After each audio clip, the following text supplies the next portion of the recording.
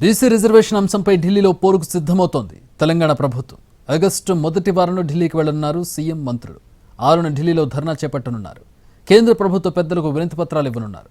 రాష్ట్రపతిని కూడా కలవాలని కేబినెట్ నిర్ణయం తీసుకుంది. ప్రస్తుతం రాష్ట్రపతి దగ్గర బీసీ రిజర్వేషన్ బిల్ పెండింగ్లో ఉంది. బీసీ బిల్లుతో పాటు మరో 25 అంశాలపై చర్చించింది తెలంగాణ కేబినెట్.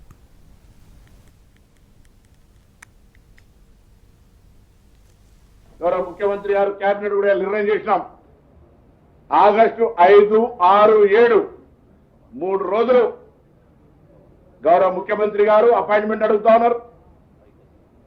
గౌరవ పార్లమెంటు ప్రతిపక్ష నాయకులు అపాయింట్మెంట్ అడుగుతారు.